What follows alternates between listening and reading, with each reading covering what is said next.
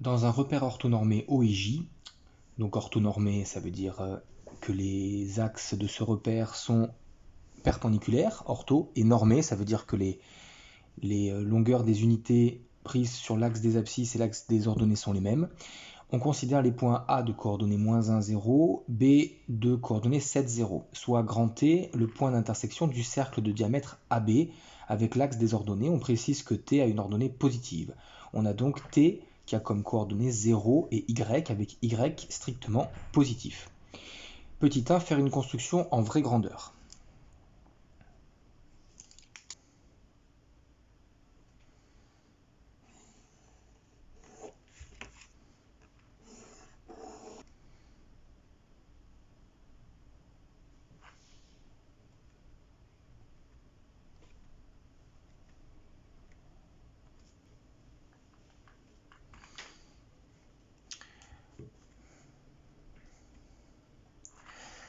Alors, on commence par tracer un repère orthonormé, donc les axes sont perpendiculaires et les unités sur l'axe des abscisses sont les mêmes que les unités sur l'axe des ordonnées. Ici, j'ai pris 1 cm pour les unités. Alors, on a le point grand A qui a comme coordonnées -1, 0, donc il est ici. Et le point grand B a comme coordonnées 7, 0.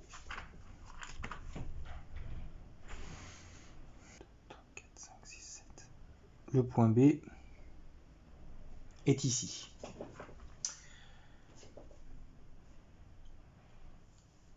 Le point T est le point d'intersection du cercle de diamètre AB avec l'axe des ordonnées. Donc de diamètre AB, ça veut dire que il a comme rayon AB divisé par 2, et comme il a comme diamètre AB, il faut prendre le milieu de AB.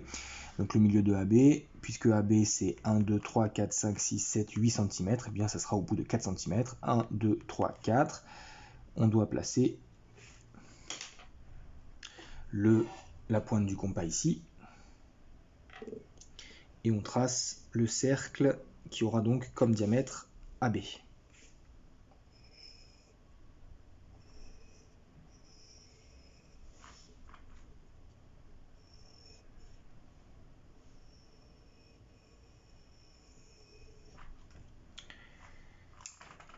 Et le point T, c'est le point d'intersection de ce cercle avec l'axe des ordonnées. Et en fait, on a deux points d'intersection, soit ici, et on nous précise que T a une ordonnée positive. Donc en fait, le point T, il est ici.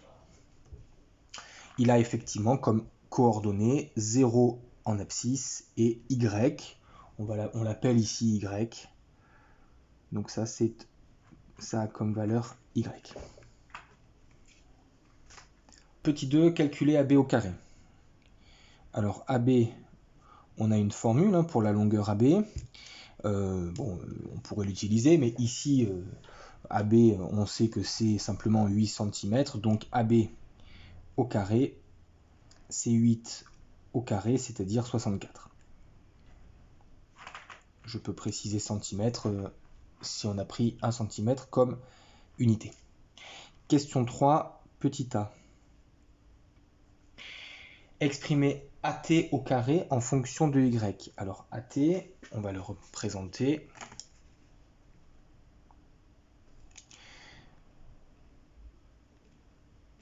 La longueur AT est ici, et cette fois-ci, puisque c'est une distance que l'on nous demande, eh bien, on va utiliser la formule pour les distances. Alors AT, on sait que ça serait égal à la racine carrée de toute la formule avec les coordonnées. Donc AT au carré, ça sera la même chose, mais sans la racine carrée. Donc x de t moins x de a au carré plus y de t moins y de a au carré. On remplace par les valeurs.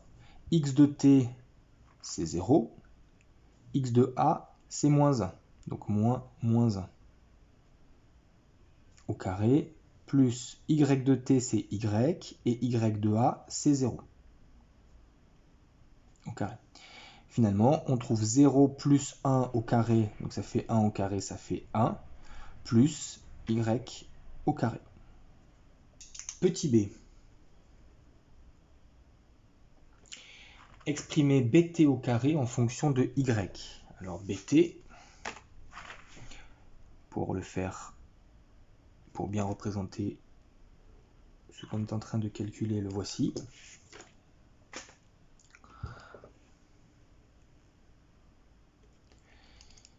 Même principe, on va utiliser la formule des coordonnées, enfin de la distance en fonction des coordonnées. Donc ça va nous donner x de t moins x de b au carré plus y de t moins y de b au carré. C'est-à-dire x de t c'est toujours 0, x de b c'est 7, donc 0 moins 7 le tout au carré, plus y de t c'est y, moins y de b c'est 0.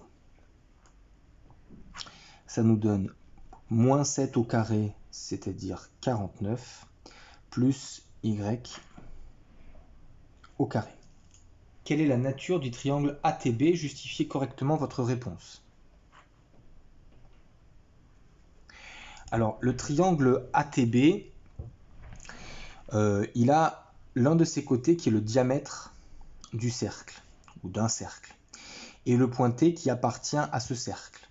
Donc, le triangle ATB, il est rectangle en T. Alors ça, c'est un théorème de géométrie que vous avez sans doute vu au collège. Ici, le triangle ATB est rectangle car l'un de ses côtés est un diamètre du cercle et que le point T est sur le cercle.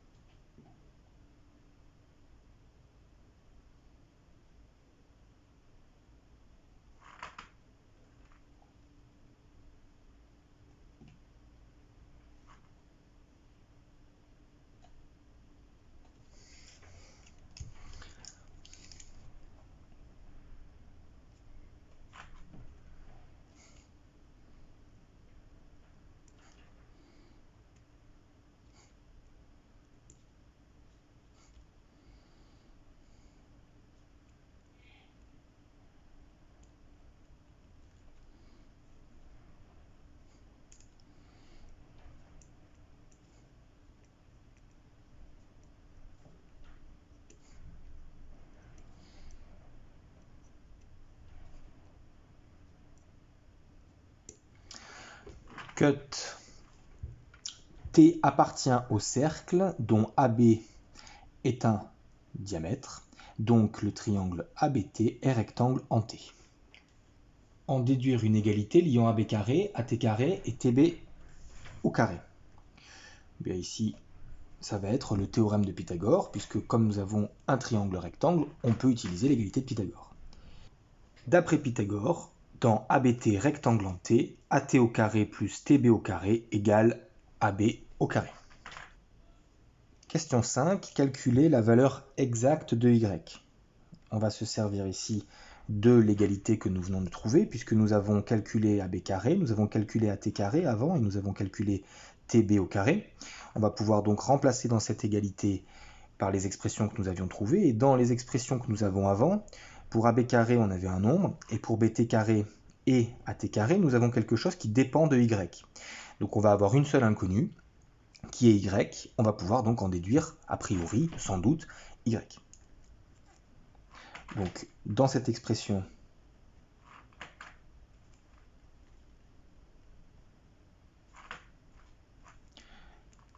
dans cette égalité, on va remplacer tous les éléments que l'on connaît. Donc, AT au carré, c'est 1 plus Y au carré. TB au carré, c'est 49 plus Y au carré. Et AB carré, c'est 64. On va garder les Y à gauche, tous les coefficients numériques à droite, et on va essayer de résoudre, cette équation. Donc, on va avoir à gauche 2Y carré, et à droite, donc on a 1 plus 49, 50, on va donc avoir 64 moins 50 ici. Y au carré, 2Y au carré sera donc égal à 14, et donc Y au carré en divisant par 2 est égal à 7. Alors ça, qu'est-ce que ça nous donne comme solution, hein, que y carré soit égal à 7? Eh bien ça nous donne que y est égal à plus ou moins la racine carrée de 7. On ne doit pas oublier le plus ou moins la racine carrée de 7. Alors ici, on pourrait penser qu'on s'arrête là, sauf qu'il faut bien penser que dans l'énoncé, on a précisé que y était strictement positif. Donc ici, mathématiquement, quand on résout cette équation, on arrive à deux solutions. D'ailleurs, on voit bien que tout à l'heure, quand on avait placé le poids, on avait le choix entre soit ici, soit ici. Mais comme on a fait le choix de placer le point T dans la partie strictement positive, alors ici, on va garder uniquement la solution strictement positive. Donc, or, y est strictement positif. Donc, y égale racine carrée de 7. On peut éliminer la solution moins racine carrée de 7. Question 6. En déduire la réponse à la question générale de la partie A. Alors, la partie A, on nous demande, finalement le titre de la question de la partie A, c'est le nombre racine carrée de 7 est-il constructible? On vient de voir que y est égal à racine carrée de 7. Donc ça veut dire, si je reviens sur mon schéma, mon graphique, sur ma construction géométrique, cette longueur-là, que je trace en rouge, cette longueur, elle est égale à racine carrée de 7. Ça vaut racine carrée de 7. Donc, une fois qu'on a utilisé, cette unité-là pour pouvoir placer notre graduation, mais ensuite, comment est-ce qu'on a tracé toute cette construction? Eh bien, on a utilisé une règle dont on n'a pas utilisé les graduations, et on a utilisé un compas.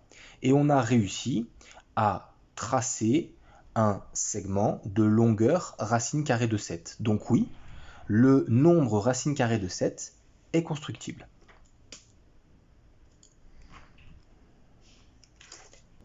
Partie B, le nombre racine carrée de 11 est-il constructible? Dans un repère orthonormé, OIJ, donc on refait un repère orthonormé, on considère les points A, -1, 0 et B, 11, 0. On prend donc soit T, le point d'intersection du cercle du diamètre AB avec l'axe des ordonnées. On précise que T a une ordonnée positive. En vous inspirant de la démarche suivie dans la partie A, déterminez si le nombre racine carrée de 11 est constructible ou non.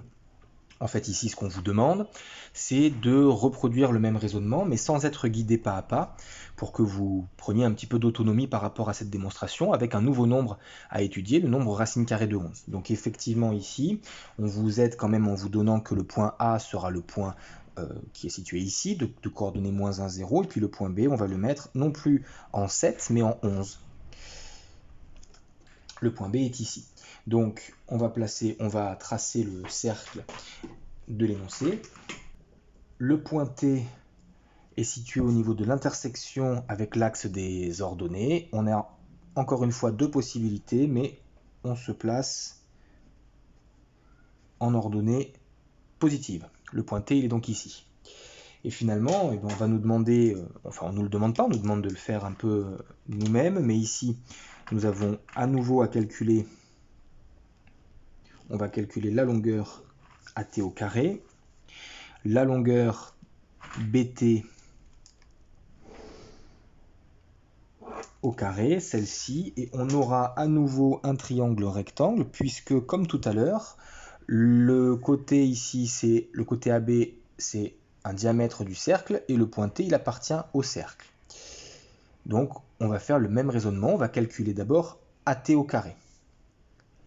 AT au carré, on utilise la même formule avec les coordonnées, xt moins xa au carré plus yt moins yk au carré, c'est-à-dire 0 moins moins 1 au carré plus y moins 0 au carré, ça nous donne à nouveau 1 plus y au carré. Pour bt au carré, même chose, xt moins xb au carré plus yt moins yb au carré. Cette fois, xb c'est 11, donc 0 moins 11 au carré plus y moins 0 au carré, ça nous donne 121 plus y au carré. Et AB, la longueur AB, c'est, il y a 11 d'un côté, et puis là on a 1, donc ça fait 12, 12 au carré, et ça fait 144.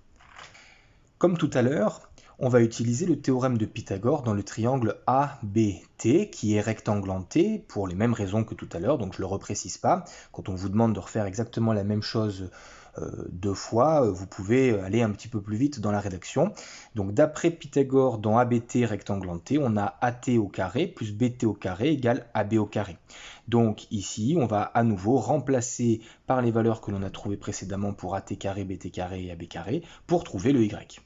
On remplace donc AT au carré par 1 plus Y au carré, BT au carré par 121 plus Y au carré et AB carré par 144. Y carré plus Y carré, ça nous donne 2Y carré. 1 plus 121, ça nous donne 122, que je fais passer de l'autre côté, ça nous fait 144 moins 122, 22. Y au carré donc égal à 11, et donc on a Y qui est égal à plus ou moins la racine carrée de 11. Mais comme tout à l'heure, comme Y est strictement supérieur à 0, Y égale uniquement racine carrée de 11. On peut éliminer la solution négative puisqu'on a fait le choix tout à l'heure de prendre l'ordonnée de t positive. Finalement, on peut maintenant répondre à la question. À nouveau, comme tout à l'heure, le segment qui est ici, ce segment-là, que je trace en rouge ici, eh bien, cette longueur-là, que j'ai obtenue uniquement à l'aide de la règle du compas, c'est un segment qui fait racine carrée de 11 comme longueur. Donc, le nombre racine carrée de 11 est bien constructible. Voilà donc pour la partie B. On passe à la partie C qui cette fois est une généralisation. On a fait déjà deux exemples, racine carrée de 7, racine carrée de 11. La question c'est est-ce que si on prend racine carrée d'un nombre n, avec n entier, est-ce que à chaque fois ce nombre sera constructible? En généralisant la démarche suivie dans les parties A et B, démontrer que pour tout entier n, la racine carrée de n est un nombre constructible. En fait, là, il faut un petit peu retourner voir ce qu'on a fait. Dans la première partie, on a réussi à montrer que la racine carrée de 7 était constructible, et on avait ici placé un point A qui avait comme abscisse moins 1, et B comme abscisse 7. Donc, racine de 7, ici on avait placé 7. Pour la partie B, on a réussi à montrer que racine carrée de 11 était constructible en plaçant A au même endroit, moins 1, mais cette fois B, on l'avait placé à 11 en abscisse. Et on avait réussi à prouver que racine carrée de 11 était constructible. Donc c'est un peu logique, on va se dire, finalement, on pourrait essayer de faire le même schéma, simplement, la même construction, simplement au lieu de mettre ici 7, 11, on va mettre n, avec n un nombre entier quelconque. Alors on place ici dans un repère orthonormé donc deux axes, les axes x et y. On place à nouveau le point A d'abscisse moins 1 et puis le point B, on le place de façon quelconque. Et ici, moi j'ai mis une certaine graduation, mais on le place comme s'il était à peu près n'importe où, à condition que ça soit sur un nombre entier qu'on appelle petit n. Donc ici, il pourrait y avoir des petits points, peut-être on peut imaginer que c'est coupé, B pourrait être beaucoup plus loin. Il est placé de façon quelconque en abscisse petit n et en ordonnée 0. On trace le cercle de diamètre AB, comme tout à l'heure, et on place le point T.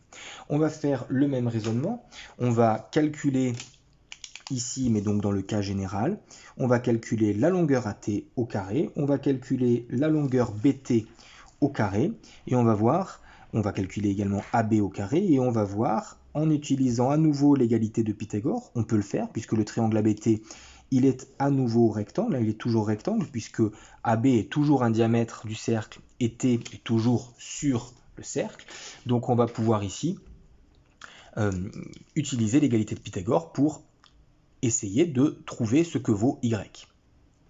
AT au carré, c'est toujours x de t moins x de a au carré, plus y de t moins y de a au carré, et ici, en fait, on a toujours moins 1, on a toujours y ici, ça ne change pas, c'est toujours 1 plus y au carré.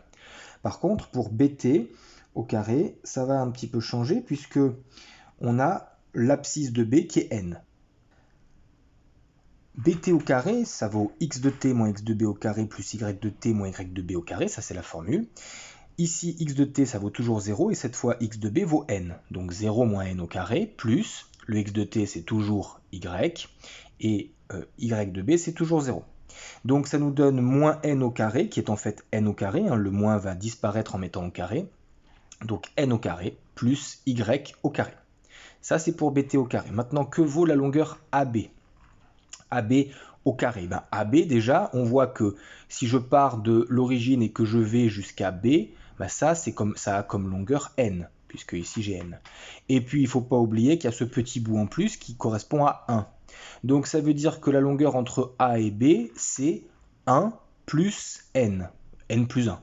Donc, AB au carré, c'est n plus 1 au carré. Donc, AB au carré est égal à n plus 1 au carré, et que je développe ici en utilisant l'identité remarquable n carré plus 2n plus 1. D'après le théorème de Pythagore que l'on peut utiliser dans le triangle ABT rectangle en T, on va avoir l'égalité, une relation entre ces trois éléments, on va pouvoir remplacer et chercher y. AT au carré plus BT au carré égale AB au carré. AT au carré, c'est 1 plus Y au carré, et BT au carré, c'est n carré plus Y au carré. AB au carré, c'est n carré plus 2n plus 1. On voit tout de suite dans cette équation que les n carrés qui sont à gauche et à droite vont s'annuler. Donc on peut réécrire ça 1 plus 2y au carré. Ah bah tiens d'ailleurs, il y a le 1 qui est ici et le 1 qui est ici qui vont s'annuler. On va donc obtenir 2y au carré qui est égal à 2n. Et en divisant par 2 de chaque côté, bah en fait on va avoir y au carré qui est égal à n. C'est-à-dire y égale plus ou moins la racine carrée de n. Comme tout à l'heure, c'est le même principe, hein. On généralise, cette fois-ci on a un n, qui est le cas général d'un nombre entier, mais ça reste toujours le même principe.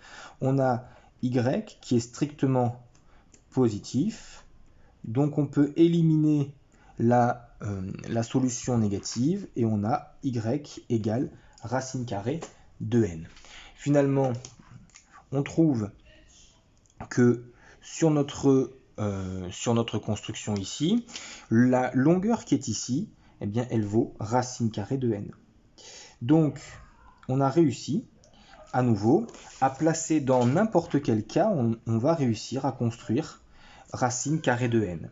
Donc ça veut dire que si ici j'avais placé n égale, je sais pas, égale à 8, bah, j'aurais eu racine carrée de 8. Si j'avais mis 9, j'aurais eu racine carrée de 9, c'est-à-dire 3. Mais si j'avais mis racine carrée de 10, 11, 12, 13, 499, 1812, à chaque fois ici j'aurai la racine carrée qui correspond au nombre qui est ici. Donc on peut construire, à condition d'avoir une feuille assez grande, on pourrait construire une longueur qui soit égale à la racine carrée de n'importe quel nombre entier. Donc ici, réponse pour terminer ce devoir, le nombre racine de n est bien constructible. Alors, vous avez à la fin du devoir une petite explication que j'ai marquée, qu'en 1882, le mathématicien Ferdinand von Lindemann a réussi à démontrer qu'on ne pouvait pas construire le nombre racine carrée de pi. Alors pi, c'est pas un nombre entier, donc c'est normal que ça ne corresponde pas trop à ce cas-là, hein. Nous, on a démontré uniquement qu'on pouvait construire les racines carrées des nombres entiers. Pi, c'est pas un nombre entier.